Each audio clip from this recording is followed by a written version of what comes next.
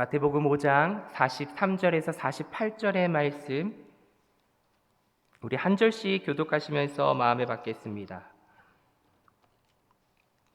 마태복음 5장 43절에서 48절의 말씀 한 절씩 교독하시면서 마음에 받겠습니다. 제가 43절의 말씀을 먼저 읽겠습니다. 또 내 이웃을 사랑하고 내 원수를 미워하라 하였다는 것을 너희가 들었으나 나는 너희에게 이르노니 너희 원수를 사랑하며 너희를 박해하는 자를 위하여 기도하라.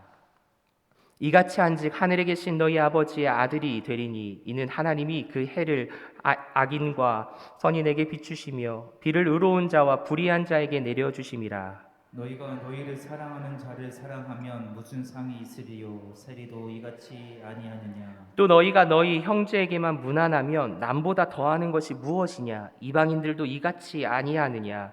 그러므로 하늘에 계신 너희 아버지의 온전하심과 같이 너희도 온전하라. 아멘. 할렐루야. 네, 날씨가 이제 부쩍 더워졌습니다. 어떻게 하루하루 기쁨으로 또 여름을 잘 준비하고 계시는지요? 우리가 건강을 잘 챙기는 것도 주의 일을 함에 있어 너무나도 중요한 일 중에 하나입니다.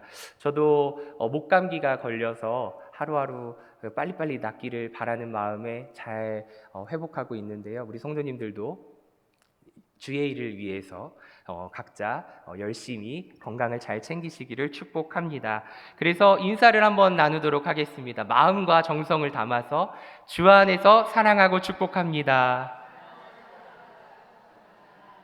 네, 마음을 담아서 다시 한 번만 하겠습니다. 주 안에서 사랑하고 축복합니다. 네, 정말 주님 안에서 사랑하고 축복합니다. 건강하고 주의 일을 기쁨으로 감당하시기를 바랍니다. 두 번째 인사입니다. 우리는 주님의 자녀입니다. 네, 우리는 주님의 자녀. 세 번째 인사입니다. 우리는 하나님 나라의 백성입니다.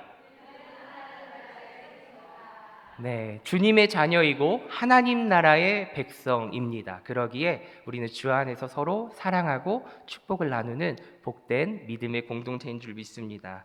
오늘 기독교가 직면한 12가지 질문 중 5번째 질문인 종교 때문에 폭력이 일어나지 않는가, 이 질문을 가지고 함께 이야기를 나누고자 합니다. 우리 시작하기에 앞서서 성경 가로세로 퍼즐로 몸과 마음을 열어보고자 합니다. 제가 우리 성도님들이 너무 잘 맞춰서 저 욥기도 해보고 저 이사야, 요즘 예레미야 새벽이니까 그걸 해볼까 하다가 그래도 우리 점점점 마음 문을 닫지 않도록 하기 위해서 마가복음을 준비했습니다. 우리 성도님들 어디 한번 함께 큰 목소리로 맞춰보도록 하겠습니다. 준비되셨나요? 준비되셨나요? 네, 시작해 보도록 하겠습니다. 가로 첫 번째 문제입니다. 안식일이 땡땡을 위하여 있는 것이요 땡땡이 안식을 위하여 있는 것이 아니니 뭘까요? 땡땡. 안식. 우리 권사님, 사람을 위하여 있는 것이요 사람이 안식을 위하여 있는 것이 아니니. 정답일까요? 정답입니다. 아, 권사님 좋습니다. 조 권사님 좋습니다. 다음 세로 1번입니다. 떡 7개와 작은 생선 2마리로 몇 명을 먹이셨나요? 뒷장에도 나와요.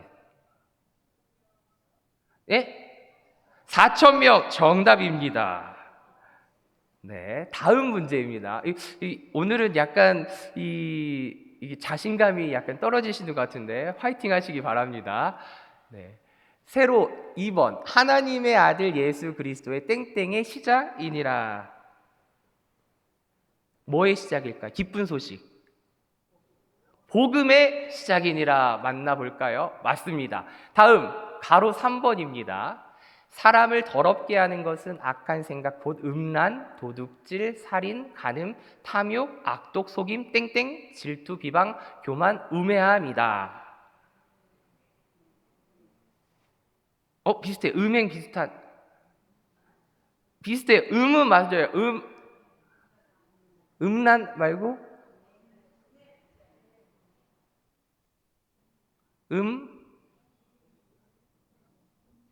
음탕 정답 탕탕탕. 네. 아유 다들 지금 다시 어깨를 좀 펴실까요? 네, 마음을 지금 여시고 지혜를 모아서 다음 문제 가겠습니다.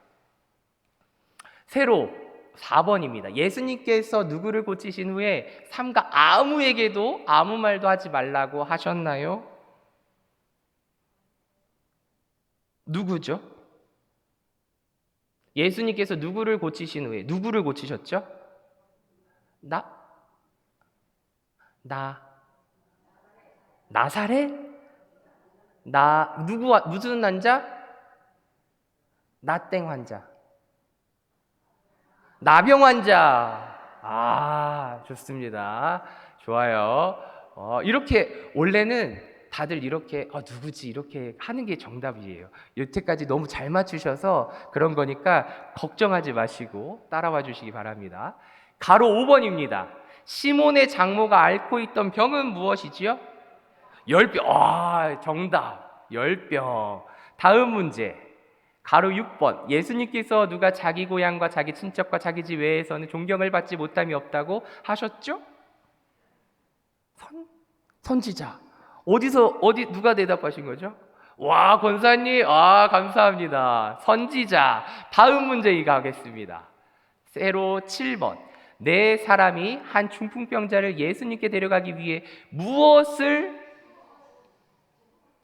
지붕을 뜯었죠. 맞습니다. 정답.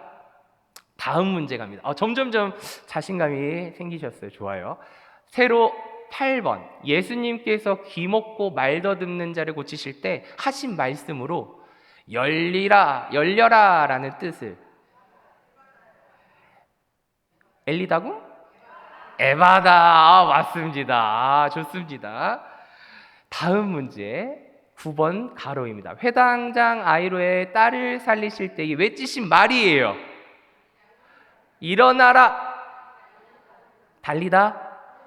달리다굼. 정답. 달리다굼이라고 하지요. 좋습니다. 마지막 문제네요. 벌써. 이곳에 뿌려졌다는 것은 말씀을 들을 때 즉시 기쁨으로 받으나 그 속에 뿌리가 없어서 잠깐 견디다가 곧 넘어지는 자이다. 어디죠? 무슨 밭이에요? 돌짝밭? 그 세 글자인데, 권사님. 그걸 줄이면 무슨 밭? 돌밭.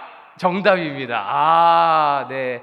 우리는 옥토밭이 되어야 되겠죠. 오늘 우리의 마음이 옥토밭이 되시기를 바랍니다. 이 성경 문제 좀 어렵다고 다시 우리의 마음이 다치지 않기를 축복합니다. 네. 원래는 이렇게 한 3, 4분 정도 같이 이야기를 나누는 게 정석이에요.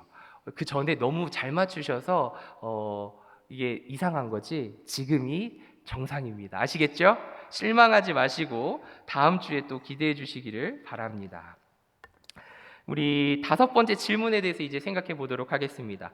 이 두 차례의 세계대전 사이에 1930년대에 영국의 유명한 철학자 버트런드 러셀이 이러한 주장을 했는데요. 화면에 나와 있습니다. 종교 때문에 우리는 전쟁의 근본 원인을 제거하지 못하고 종교 때문에 우리는 죄와 벌이라는 낡고 사나운 교리 대신 과학 협력의 윤리를 가르치지 못한다. 인류는 황금기의 문턱에 있을 가능성이 있지만 그렇다면 우선 그 문을 지키고 있는 용부터 죽여야겠다. 그 용은 종교다. 이렇게 주장을 합니다. 인간 역사를 폭넓게 이렇게 쓱 훑어보면 우리는 러셀의 주장을 이해하지 못할 수는 없어요. 이해하게 됩니다. 주요 종교를 믿는 사람들은 하나같이 끔찍한 폭력 행위에 개입되어 있고 흔히 자기네가 저지른 폭력을 신의 명령이라고 호소함을 역사를 통해 지금도 우리는 볼 수 있습니다. 이것은 정말 종교 자체가 문제인지도 모릅니다. 그리고 우리가 그 용을 죽인다면 인간들이 칼을 내려놓을지도 모릅니다. 그래서 종교 때문에 일어난 유명하지만 우리가 잊고 있었던 폭력 사례를 한 2가지 정도 살펴보면서 기독교 신앙의 중심에 있는 폭력도 생각해보고 오늘날 크리스천으로서 어떤 삶의 자세를 가져야 하는지 다시금 되돌아보고자 합니다. 먼저 십자군 전쟁인데요. 십자군 전쟁을 간략하게 요약한 영상이 있어서 그 영상을 보고 함께 이야기를 나눠보도록 하겠습니다. 기독교가 유럽에 자리 잡은 이후 유럽에는 신과 가장 가까운 교황이 있었어. 근데 사람들을 바르게 인도하고 선을 베풀어야 할 이 교황이 신을 방패삼아 온갖 부정부패를 저질렀단 말이야. 거기다 자신만의 견고한 권력을 갖고 싶었던 교황은 어떻게 하면 더 많은 권력을 쥘 수 있는지 고민하고 있었는데, 그러던 중 동방의 강력한 이슬람 세력인 셀주크 티르크족이 기독교와 이슬람교의 성지인 예루살렘을 차지해버려. 이때 예루살렘 옆에 붙어있는 비잔티움 제국은 큰 위기감을 느끼게 되지. 그래서 비잔티움 제국의 황제는 교황에게 도움을 청하게 되고, 권력을 손에 쥐기 위해 고민하던 교황에겐 절호의 기회였어. 교황은 비잔티움을 돕기 위해 군대를 모으기 시작하는데, 성지 예루살렘을 탈환하는 이 성스러운 전쟁에 참전하면 그동안 지은 죄를 모두 없애준다며 많은 사람이 전쟁에 참전하게끔 유도했어. 이렇게 결성된 군대가 십자군이거든. 가슴과 어깨 그리고 방패에 십자가를 그리고 신의 이름으로 전쟁에 나가 승리하겠다는 군대였지. 그렇게 177년간 이어진 끔찍하고 추악한 전쟁이 시작돼. 전쟁은 시작부터 끝까지 인간의 추악함을 보여주는데, 십자군은 교황을 통해 죄를 용서받으려고 전쟁에 뛰어든 유럽 영주들이라 당연히 단합이 안 될 거 아냐. 또 전쟁에서 가장 중요한 보급도 원활하지 않았지. 어쨌든 오합지졸 십자군들은 예루살렘으로 거침없이 진격했어. 이때 같은 편이던 비잔티움 제국이랑도 싸우고 서로 했던 약속도 다 어기고 난리도 아니었지. 그래도 한번 예루살렘을 탈환하기도 했거든. 비록 다시 뺏기긴 했지만 3차 십자군 전쟁을 통해 기독교인의 예루살렘 성지 순례는 보장받았단 말이야. 하지만 인간의 욕심은 끝이 없지. 예루살렘을 끝까지 되찾고 싶었던 이들은 이슬람교 국가인 이집트를 공격하기 위해 또 한 번 십자군 전쟁을 일으키게 돼. 이들은 자신들의 이기심으로 같은 기독교인들까지 공격하고 교황은 이들을 파문해버려. 교황의 권력 요구로 시작된 이 전쟁은 약탈과 살생만 남은 인간의 이기적인 전쟁으로 변모해 100년 이상 이어지지. 한 줄 요약, 신의 담보로 인간의 추악한 욕심을 보여준 종교 전쟁. 네, 이거는 제가 빨리 하지 않아도 된다고 말은 안 했는데 엄청 빨랐네요. 다른 거는 빨리 시간이 없어서 빨리 돌리라고 했는데 방송의 사고였던 것 같습니다. 그래도 잘 집중해서 보셨나요? 네, 십자군 전쟁이 이렇게 순식간에 지나갔습니다. 십자군 전쟁을 간단하게 이야기하면 약 200년 동안 전쟁이 이루어졌고요, 치러졌고, 주요 참가자는 기독교 세력과 이슬람 세력이 서로 전쟁을 일으킨 것입니다. 목적은 종교적으로 보면 예루살렘 및 성지를 회복하는 데 있었지만, 정치적으로는 교황권을 강화시키는 데 목적이 더 컸습니다. 귀족들의 내부 문제를 해소하기 위함도 있었고요. 경제적으로는 무역로를 장악하고 새로운 영토를 확장하는 데에 목적을 두었습니다. 11세기 말 이슬람 세력이 예루살렘을 포함한 성지를 장악을 합니다.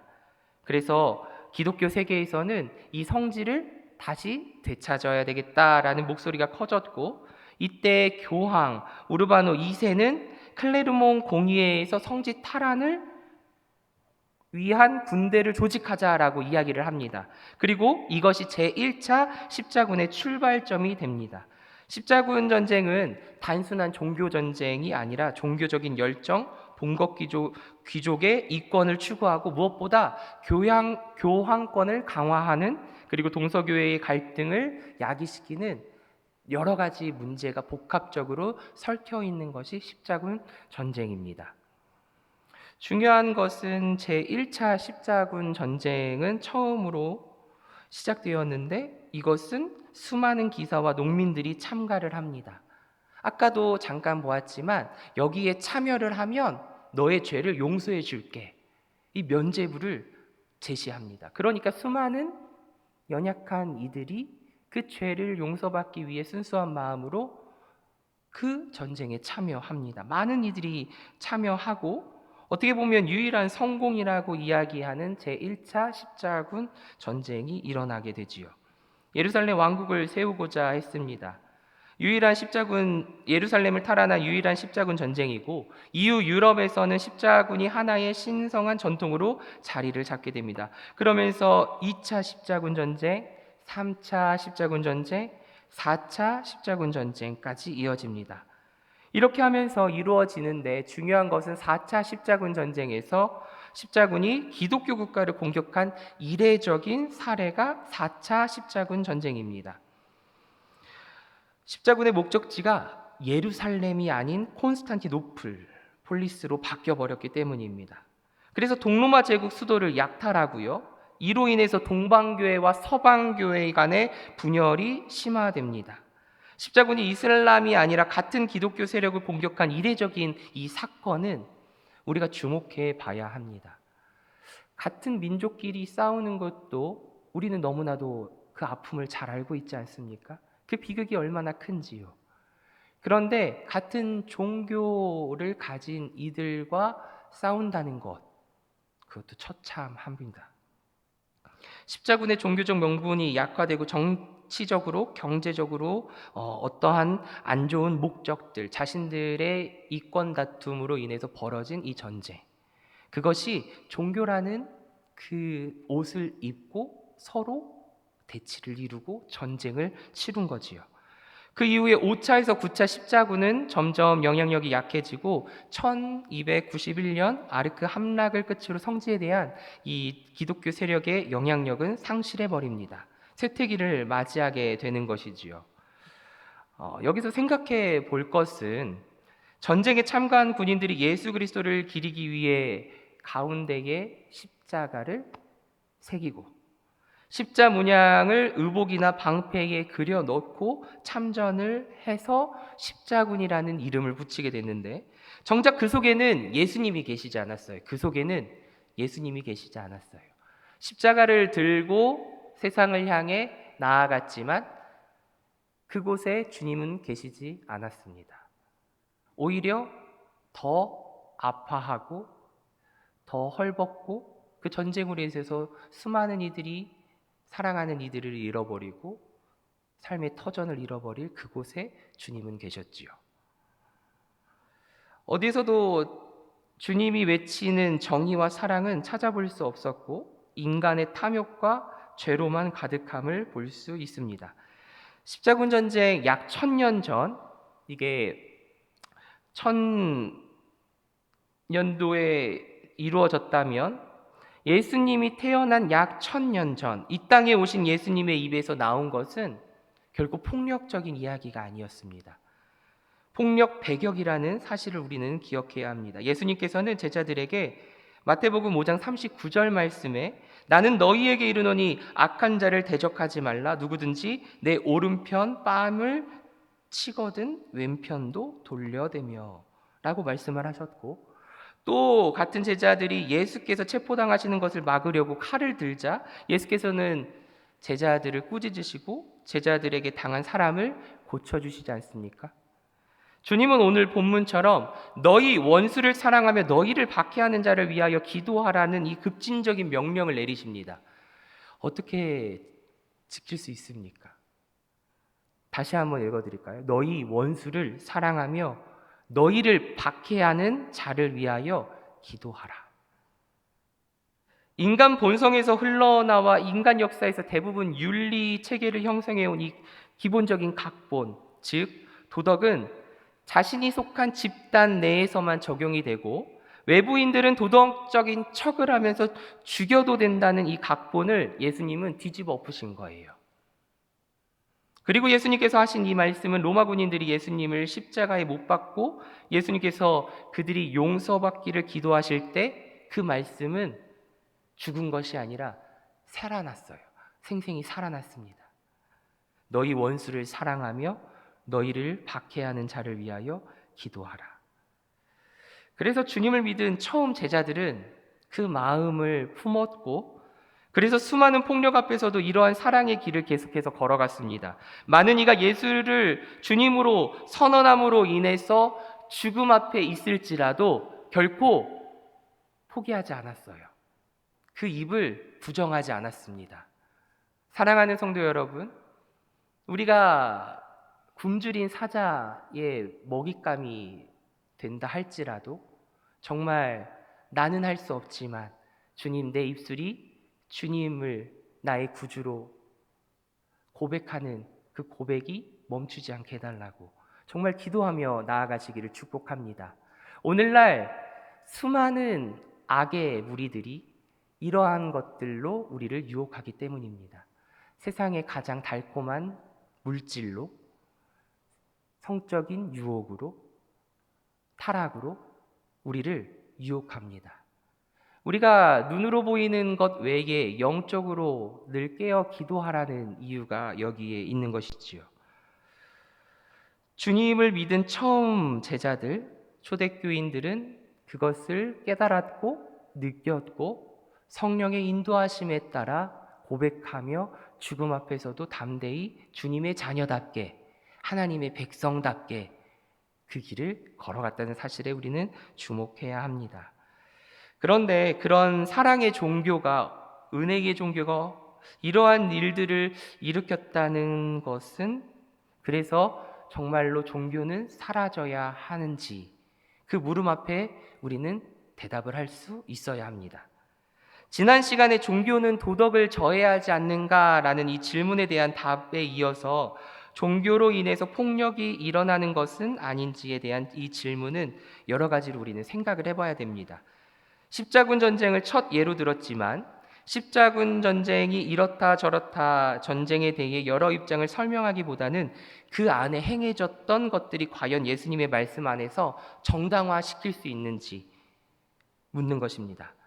그런데 참되신 주님의 이 말씀으로 비추어 볼 때 그 어느 것도 인간의 어리석음이 정당화될 수 없겠지만, 특히나 이 1차 십자군 원정은 목표를 달성하지 않았습니까? 즉 예루살렘을 함락하자 잔혹적인 행위가 중세시대 전쟁의 기준을 훨씬 더 넘어섰습니다. 여자와 아이를 포함하여서 무슬림 수만 명이 죽임을 당했습니다. 예루살렘 탈환에 대한 열망과 동방 기독교인들이 수세기 동안 무슬림 군대에 정복당한 일을 역사적인 맥락에서 이해해야 하는 반면에 정말 무고하고 아무 죄 없는 이 여자와 아이를 살해한 일은 기독교 윤리의 충격적인 실패를 보여주고 있는 것입니다.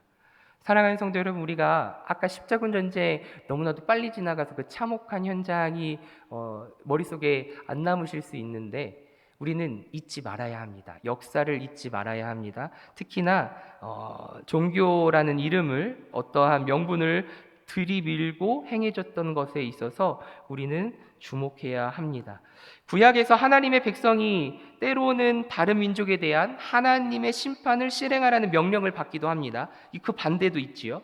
근데 신약에서는 인식이 전환이 됩니다. 예수님께서는 거듭적으로 비폭력을 가르치셨고 십자가에서 민족들을 향한 하나님의 심판을 온전히 다 받으셨습니다. 그런 면에서 취약한 사람들을 보호하기 위한 군사적 개입을 찬성하는 기독교적인 주장을 우리는 할 수는 있어요. 다시 한번, 취약한 사람들을 위해서, 정말 연약한 이들을 위해서 우리가 먼저 보호해주고 어떠한 폭력을 행사할 수 있다는 주장은 조금은 할 수 있어요. 그런데 신약에서는 폭력을 반대하는 명령을 반복하기 때문에 무분별한 민간인 대량 학살이 일어났고, 이 기독교라고 인지할 수 있는 관점에서는 어느 측면에서 보든지 그것은 옳지 않다라는 것입니다.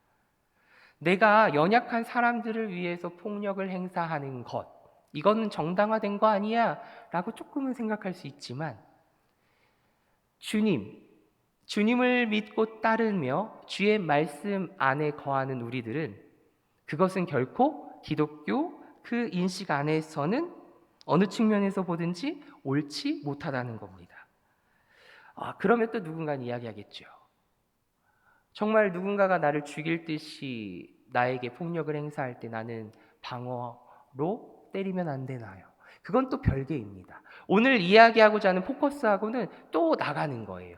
그래서 오늘은 이 종교로 인한 벌어진 일들을 중심으로 아까 서두에서 이야기한 것처럼 우리가 어떠한 크리스천의 삶의 태도를 지녀야 하는지 보자. 여기에서 멈추셔야 됩니다. 아시겠죠? 혹 나중에 이 폭력에 대해서 궁금하시면 이야기해 주세요.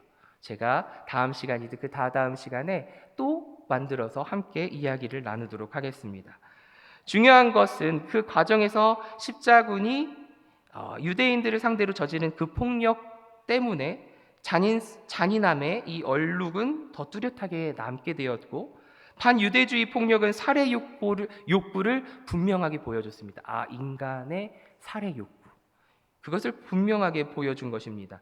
이러한 풍조는 심각한데요, 종교개혁 시대를 지나서 지금 시대와 조금 더 가까운 이 과거까지 북아일랜드에서 일어난 카톨릭 신자들과 개신교 신자들 간의 충돌, 이 충돌에서부터 1994년 르완다 대학살에 이르기까지 이어졌습니다.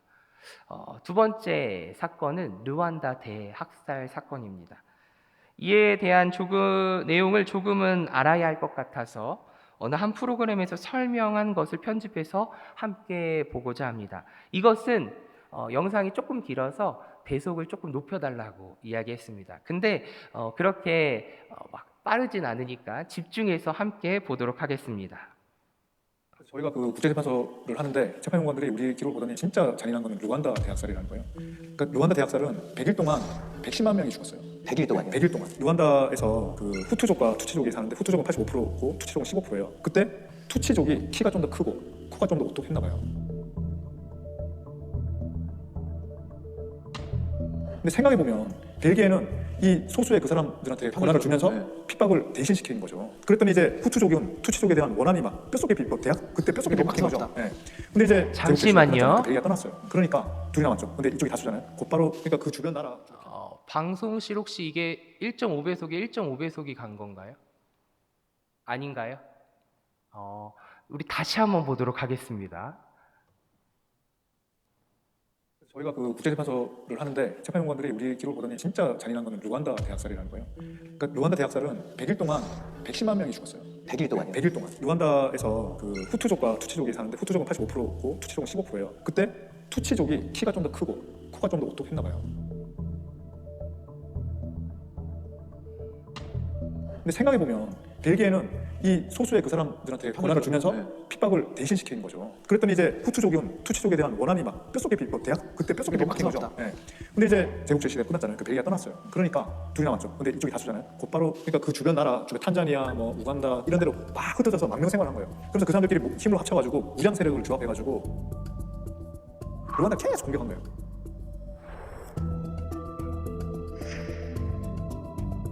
그럼 내전이 끊이지가 않죠. 그러니까 너무 많은 사람이 서로 죽고 죽인 거예요. 오랫동안 그냥 공존하면서 평화롭게 살자. 근데 이제 후투 투치도 평화협정을 체결한 거예요. 93년에 드디어. That peace in Rwanda will now enable us to concentrate on cooperation in this region. 이제 내전이 끝나고 뭔가 좋게 잘 돌아가나 보다 했는데 4월 6일에 대통령이 탄 비행기가 격추돼 버려요. On April the 6th, 1994, the plane carrying President Juvenal Habyarimana, a moderate Hutu, is shot down just before it's due to land in Kigali. 사람들은 뭐라고 어떻게 생각했어요? 누가 죽였다 생각했어요? 자기네가 투치족이 죽였다 생각한 거죠. 투치족이 우리 민족 출신 대통령을 죽였다 생각했어요. 각종 방송에서 정치적 리더들이 이웃에 있는 투치족 전부 다 죽여라. 걔네 바퀴벌레다.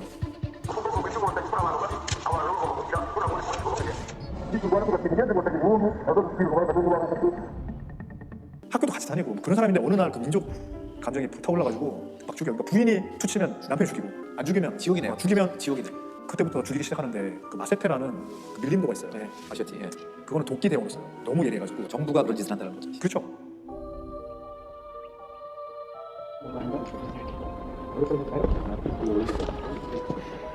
Neighbours killed neighbours, husbands even killed their Tutsi wives.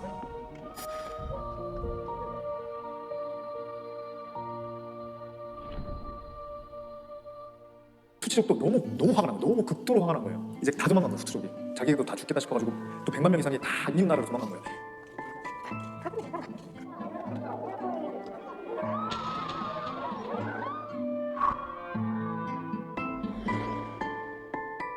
나라 전체가 이성을 잃은 상태가 된 나라에 대한 얘기를 지금 드렸어요. 네. 아까 맨 마지막에 후투족 그 내부 소행이라고 하지 않았습니까? 최근에 르완다 학살 주범이 잡혔습니다. 하필 근데 법정에 성경책을 들고 22년 만에 법정의 모습을 드러냈는데요. 이 모습도 함께 뉴스 보도를 함께 보도록 하겠습니다. 네, 29년 전 르완다 이건 또 대학살의 주범 중 한 명이 최근 남아프리카 공화국에서 체포됐습니다. 그가 도피 생활 22년 만에 케이프타운의 법정에서 모습을 드러냈습니다. 요하네스버그에서 유현민 특파원이 전해왔습니다. 모자가 달린 파란색 재킷 안에 흰색 후드티를 입은 한 남성이 법정에 들어섭니다. 안경을 쓴 그의 두 손에는 성경책과 또 다른 기독교 서적이 들려 있습니다. 1994년 루안다 대학살의 주범 중 한 명인 풀전스 카이세마의 모습입니다. 지명수의 사진보다는 다소 부드러워진 인상입니다. 도나티엔 이바슈마라는 가짜 이름으로 숨어 지내던 그가 네, 최근 됐습니다. 케이프타운 외곽 파를 마을의 포도농장에서 체포됐습니다. 네. 중요한 것은 22년 만에 잡혔는데요. 한 손에 성경책을 들고 마치 자신은 죄가 없다고 말하는 듯 보이는 그 모습, 많은 것을 생각하게 합니다.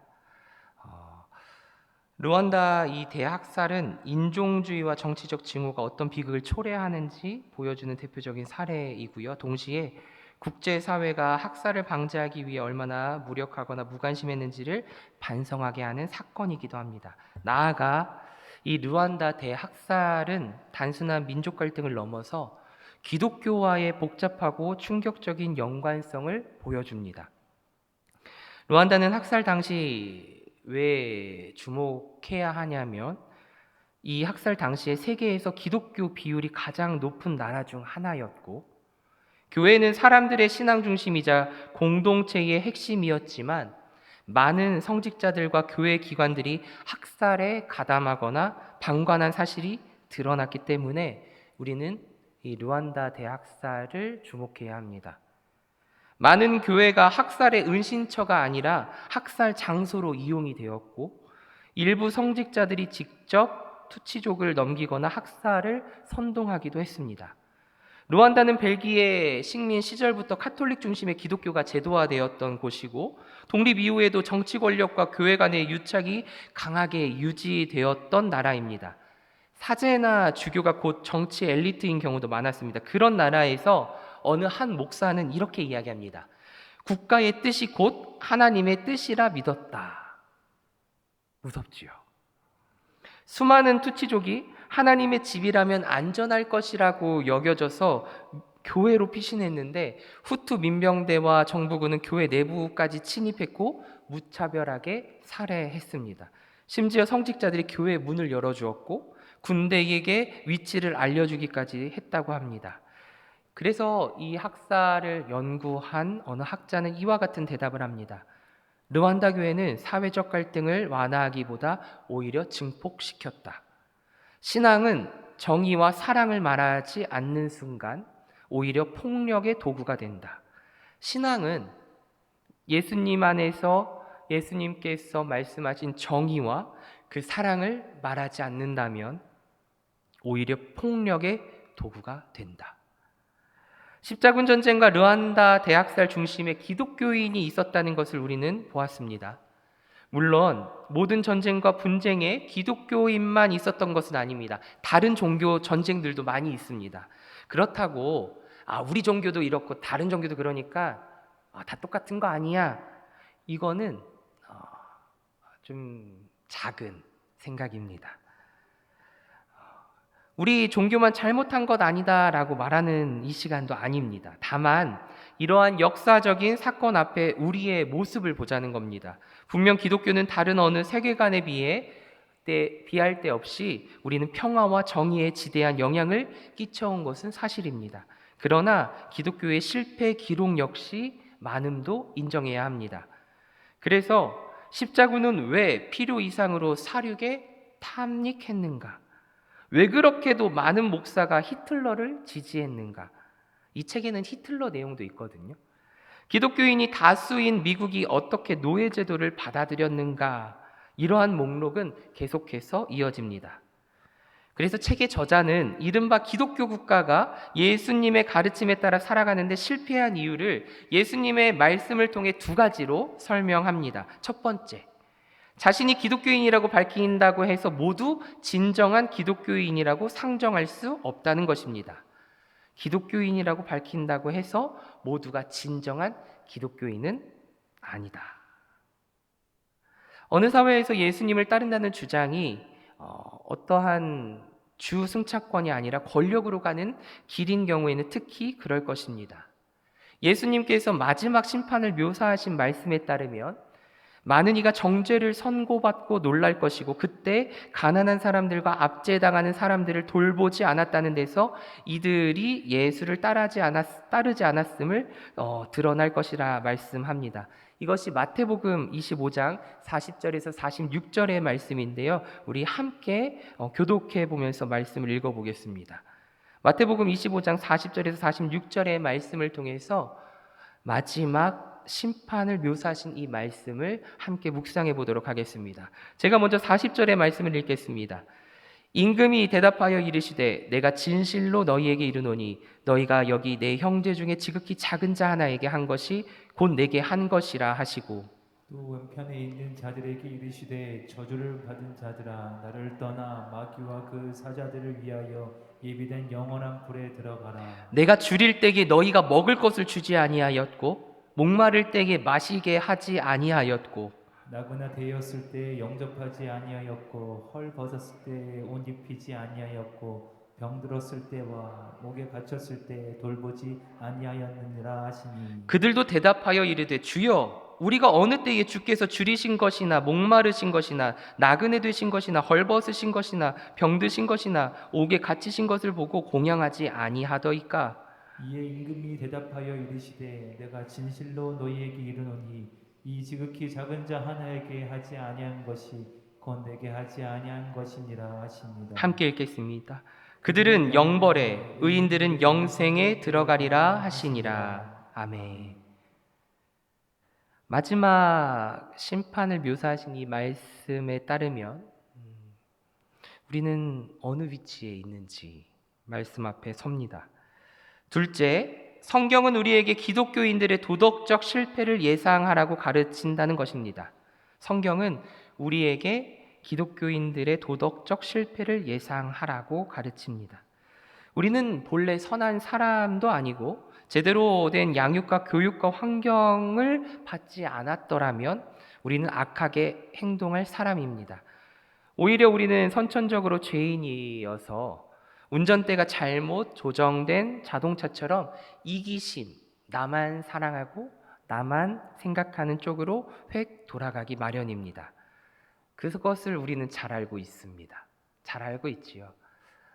항상 늘 말씀드립니다. 인정해야 해요. 내가 죄인임을 인정해야 합니다.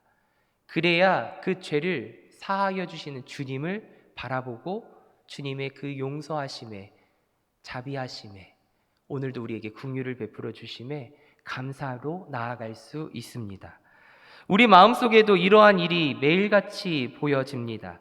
예수님께서 죽으심으로 기독교인들이 죄로 인해 받아야 하는 형벌에서 풀려났지만 성경이 분명히 말하고 있듯이 기독교인들은 주님을 믿는 주의 자녀들은 하나님의 백성들은 예수님께서 다시 오신 다음에야 그 죄의 저주에서 자유로워질 것을 또한 믿고 확신하며 나아가야 됩니다. 오늘 하루 내가 죄 용서함을 구했다고 해서 나의 죄가 내일은 사라질 거야 안 지을 거야 라고 하는 것이 아니라 늘 주 앞에 서는 날까지 죄인된 나를 붙잡아 주시고 용서하여 주시는 주님의 그 자비로우심과 긍휼하심과 나를 구원하시는 용서하여 주시는 그 죄사함에 감사하며 사는 것입니다. 그리고 주님께서 이 땅 가운데 다시 오실 그때에 나의 모든 죄악은 풀어질 것이며 하나님과 동행하는 그 삶 영원히 누릴 것이라는 그 확신 속에서 우리는 오늘도 감사하며 살아가야 하는 것입니다. 우리는 구원의 은혜를 받은 자요 하나님의 자녀이지만 주님 앞에 서는 날까지 죄와 싸울 것에 대비하여 마음을 그래서 단단히 먹어야 됩니다. 사랑하는 성도 여러분, 마음 단단히 먹으십시오. 이 악하고 어두운 세상 가운데 내가 주님의 자녀답게 하나님의 백성답게 살아가기 위해서는 의에 면류관, 호심경을 하나님의 말씀을 붙들고 우리 교회에서 무장해서 세상으로 나가야 합니다. 여기에서 나가야 한다는 것은 누구와 지지고 볶고 싸우는 것이 아니라 영적으로 승리하는 그 삶을 누리라는 것입니다. 그 삶을 오늘도 살아내셨고 내일도 살아내시기를 축복합니다. 사도 요한이 단언했듯이 만일 우리가 죄가 없다고 말하며 스스로 속이고 또 진리가 우리 속에 있지 아니할 것이라 말씀하셨습니다. 늘 깨어 기도해야 함이 그래서 여기에 있습니다. 우리가 앞선 상황에 놓여 있지 않았기 때문에 그래서 괜찮다 여기는 것이지 우리가 그 상황에서 어떤 판단을 내렸을지 그 누구도 장담할 수 없을걸요. 사랑하는 성도 여러분, 우리의 믿음은 강한 것 같지만 연약해서 하나님, 성령님의 도우심 없이는 아마 우리 그 상황에서 우리의 욕심이 더 커져 있다면 우리도 누군가에게 해를 가하고 그것이 정당화될 수도 있다는 사실에 늘 조심해야 합니다. 오늘날에도 마찬가지예요. 세상의 모든 흐름을 종교의 잣대로 판단하고 어느 한 사람의 의견이 마치 정답이 되어버렸고 하나님의 뜻인 것처럼 여겨지는 것을 우리는 많은 매체를 통해서 보고 있지 않습니까? 우리는 이것을 경계해야 합니다. 그래서 종교인이 폭력을 행사하고 때리고 부수고 비방도 서스럼 없이 하는 것, 그것이 정당화되는 것이 결코 옳은 것이 아님을 이 시간 깨닫는 지혜가 있기를 소망합니다. 그러기에 말씀을 준비하면서 더욱더 두렵습니다. 그러기에 더더욱 말씀의 겸손이 우리의 삶을 비춰봐야 합니다. 기독교인은 교회라는 아주 작은 이 사회에서조차 도덕적인 실패를 직면하게 됩니다. 그래서 보네포가 말했습니다. 하나님이 우리를 인도하셔서 진짜 기독교인의 교제를 알려주고자 하신 것만큼 분명히 우리는 다른 이들에 대해, 대체로 기독교인들에 대해 또 운이 좋다면 자기 자신에게 대해 엄청난 환멸감에 사로잡힌다. 이거 다시 한번 읽어볼게요. 하나님이 우리를 인도하셔서 진짜 기독교인의 교제를 알려주고자 하신 것만큼이나 분명히 우리는 다른 이들에 대해, 대체로 기독교인들에 대해 또 운이 좋다면 자기 자신에게 대해 엄청난 환멸감에 사로잡히게 될 것이다. 어떤 의미일까요? 사랑하는 성도 여러분, 우리는 우리 교회에서도 많은 갈등과 분쟁과 어려움, 도덕적인 실패를 직면하지 않습니까? 근데 하나님이 우리를 인도하셔서 진짜 기독교인의 교제를 알려주시고자 가장 마지막에 뭘 보여주시는 게 은혜일까요? 자기 자신에 대한 엄청난 환멸감. 내가 그렇지 못한 삶을 내가 살고 있구나. 죄인된 나의 모습을 바라보게 한다는 것. 그것에 우리는 하나님께 감사할 수 있기를 소망합니다.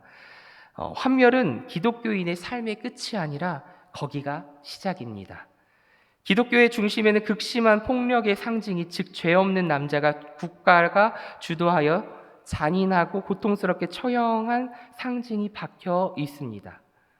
남자가 그리고 국가가 주도하여 잔인하고 폭력적이고 고통스럽게 처형한 상징. 기독교인들의 믿음에 따르면 이 처형은 하나님이 친히 연출하신 것입니다. 그래서 어떤 이들은 이것을 근거로 삼아 기독교가 폭력을 미화한다라고 주장하기도 합니다. 그러나 이 십자가의 의미는 완전히 정반대입니다. 폭력은 강자가 약자를 해치려고 이용하는 힘이면 십자가는 어떠합니까? 이제껏 살았던 사람들 중에 가장 강한 사람이 지금까지 죽은 사람들 중에 가장 끔찍한 죽음을 힘없는 자들을 위해 달게 받으셨습니다. 기독교는 폭력을 결코 미화하지 않습니다. 오히려 폭력을 수치스럽게 여깁니다. 십자가는 폭력을 신랄하게 비판하고 우리의 가장 근본적인 문제에 말을 겁니다. 이러한 믿음을 우리는 바라볼 수 있어야 합니다. 십자가는 폭력을 싫어합니다. 우리 마음 가운데 주님의 십자가를 품고 살아가시나요? 아멘. 그러면 우리는 폭력을 미워할 줄 알아야 합니다. 그것이 폭력이라는 것을 깨달을 수 있는 지혜가 있어야 합니다. 아까 말씀드렸죠. 이 르완다 대학살 사건도 십자군 전쟁도 어찌 보면 그 기독교라는 크리스천이 저지를 수 없는 전쟁과 대학살이 벌어졌던 사건들이에요. 오늘날 우리의 삶이 그것이 폭력이다, 그것이 하나님의 뜻이 아니다라고 분별하지 못하면 우리도 그와 같은 죄악의 길에 서는 자리에 있다는 것입니다. 나의 삶의 자리가 정말 주님이 기뻐하시는 주님의 자녀답게, 아까 우리 서로 축복했죠. 우리는 하나님의 자녀입니다. 우리는 하나님의 백성입니다. 정말 주님의 자녀답게, 백성답게 서로 사랑하며 서로 축복하며 지혜를 구하는 우리의 삶이 되시기를 축복합니다. 말씀을 정리합니다. 오늘 본문을 통해서 하나님 아버지의 온전하심이 우리 가운데 임하여 우리도 세상을 살아가면서 나는 할 수 없지만 주님의 은혜로 주님의 자녀답게 예수님의 제자로 많은 열매를 맺으며 살아가기를 축복합니다. 정말로 축복합니다. 우리 성도님들은 더 잘 아시지요. 세상을 살면서 얼마나 세상이 악한지.